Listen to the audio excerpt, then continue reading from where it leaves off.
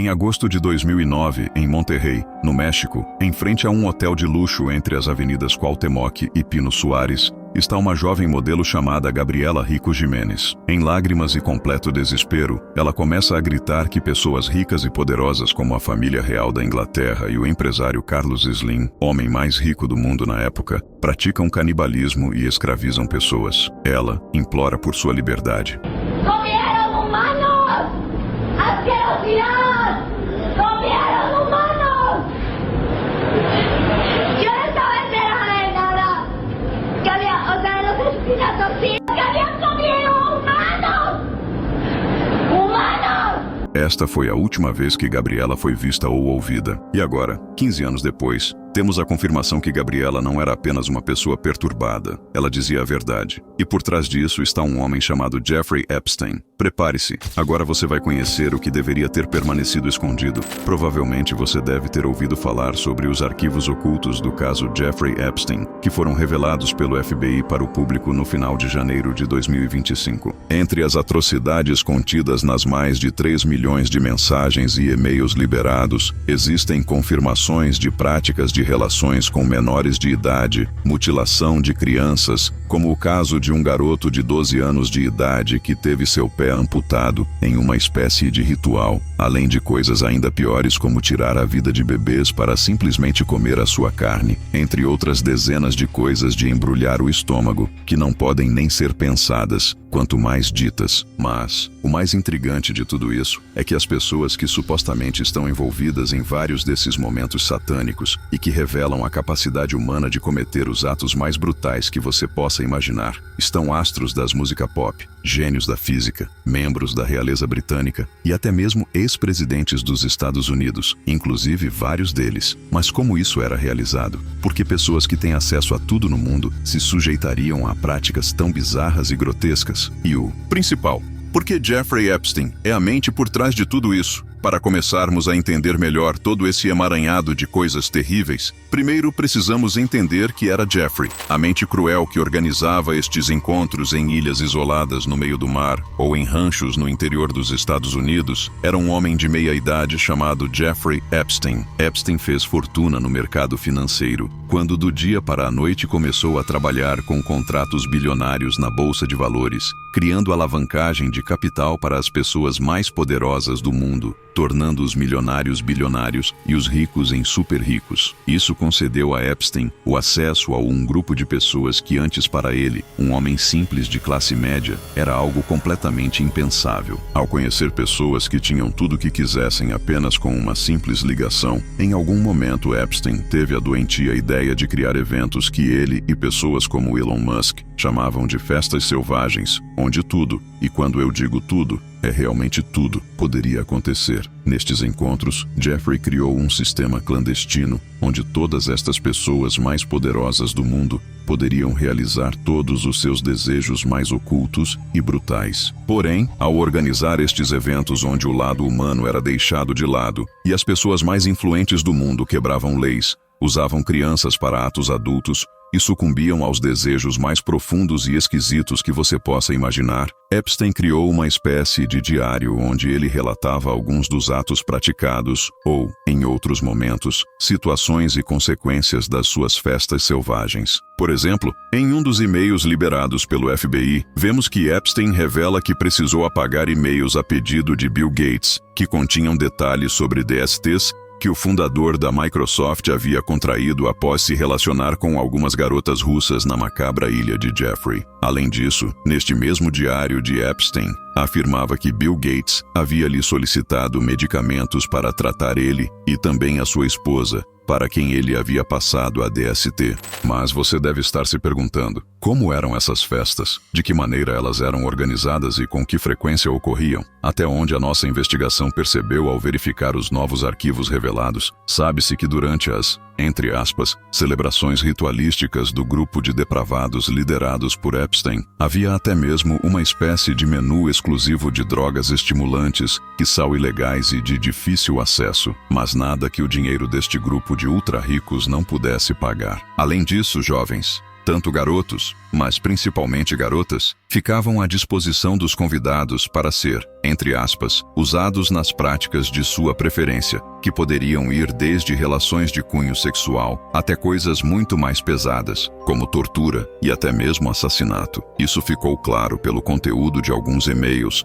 onde o próprio Epstein afirma ter amado o vídeo da tortura. Em outra mensagem, um remetente de e-mail que teve seu nome ocultado pelo FBI, algo que normalmente acontece quando revelar o nome à pessoa envolvida pode trazer riscos à segurança nacional dos Estados Unidos, questiona Epstein: "Você quer que eu tente fazer sexo com ela ou apenas a torture?" Já em outra mensagem, Epstein responde para outra pessoa não revelada, mas certamente alguém com grande poder, já que seu nome foi ocultado, que ele dava permissão para matá-lo, se referindo a um garoto que ele disponibilizou em sua festa. Além disso, sabe-se que a pessoa responsável por recrutar, que é um termo para amenizar o tráfico humano, esses garotos e garotas, era Ghislaine Maxwell, uma socialite inglesa que nasceu na França, mas naturalizada americana e morava há décadas em Nova York, e que foi presa e condenada por ser cúmplice de Epstein nos crimes de tráfico humano com o intuito de realizar atividade sexual criminosa. Ghislaine e Epstein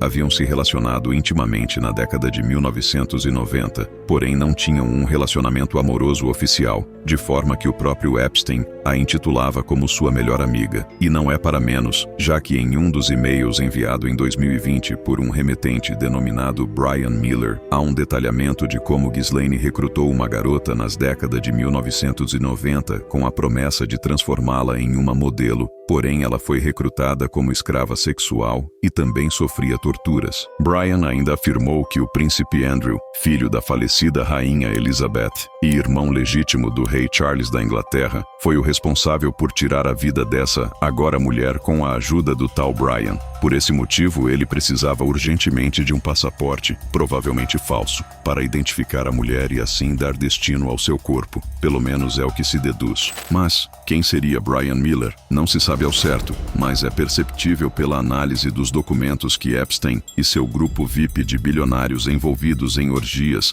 e até mesmo rituais satânicos usavam códigos para se referirem a coisas que não gostariam que fossem explicitamente escritas nas mensagens. Dessa forma, Brian Miller deve ser um codinome usado por alguém do grupo, que não se sabe ao certo quem seria, assim como existem vários e-mails de Epstein para um destinatário denominado o Duque. Neste caso, muitos acreditam que este seria ninguém menos que o próprio príncipe Andrew, que, antes de ser expulso da família real britânica, possuía o título de Duque de York e era o 8º na linha de sucessão ao trono. Em outro momento, vemos que Elon Musk e Epstein trocavam mensagens com o intuito de realizarem uma reunião de negócios, sendo que a mesma aparentemente nunca chegou a acontecer, já que foram remarcados e cancelados vários encontros. Porém, em um determinado e-mail, vemos Jeffrey convidar o atual ser humano mais rico do mundo para um encontro com diplomatas da ONU em Nova York. Porém, Musk respondeu que seria uma perda de tempo se encontrar com diplomatas. Ao que Epstein respondeu de maneira agressiva, perguntando se Musk achava que ele era retardado e afirmando que neste encontro ninguém teria mais do que 25 anos e que todas elas eram muito fofas. Por esse motivo, deduz-se que o termo ONU, ou diplomatas da ONU, referia-se a uma orgia com mulheres de várias nacionalidades e etnias diferentes. Além disso, vários outros termos foram encontrados com certa frequência nas trocas de mensagens entre Epstein e seu grupo sádico de ricos excêntricos, como por exemplo, sorvete e pizza. Algo como, traga uma pizza para Austin ou traga sorvete para Nova York. Sabe-se muito bem que em qualquer cidade dos Estados Unidos existem várias pizzarias e sorveterias, e não haveria nenhuma necessidade de se trazer isso de outro local para um hotel de luxo. Por esse motivo, acredita-se que estes termos poderiam se referir a crianças ou escravos sexuais adultos, e a diferença de um para outro seria apenas a definição do sexo masculino ou feminino, não se sabendo ao certo qual palavra se referiria para homens e qual era usada para se referir a mulheres, mas certamente era esse o conteúdo das mensagens. Ok, agora iremos falar de coisas ainda mais pesadas do que tudo que foi dito até agora.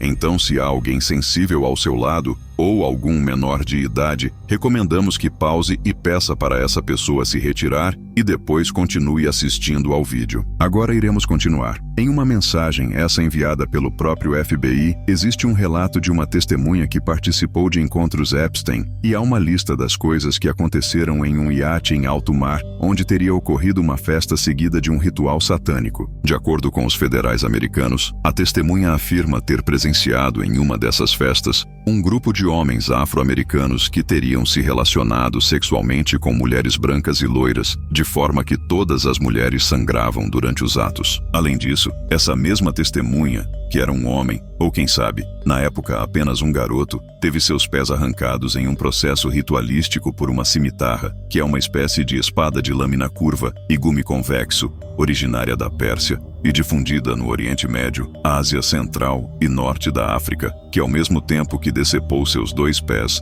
cauterizou o sangramento para evitar que ele morresse de hemorragia. Neste mesmo iate, em outro momento, essa testemunha teria presenciado os outros rituais de embrulhar o estômago, como um em que bebês eram desmembrados e seus intestinos colocados para fora, de forma que as pessoas que participavam do ritual comiam os dejetos contidos nos intestinos destes bebês. Por fim, o homem testemunhou que no passado, em uma dessas festas, ele foi estuprado por ninguém menos que George Bush I, ex-presidente dos Estados Unidos, pai do também ex-presidente George W. Bush. Para complementar tudo isso, Epstein possuía uma conta bancária que ele havia sido intitulada de Baal, um antigo deus adorado na antiga Palestina que exigia exatamente o sacrifício de bebês e que é mencionado várias vezes na Bíblia como o inimigo do Deus bíblico. Epstein possuía fotos, vídeos e informações que comprometiam pessoas que não queriam ser expostas. O resultado, Jeffrey foi preso com Ghislaine em 2019 sob a acusação de tráfico de pessoas e escravização sexual.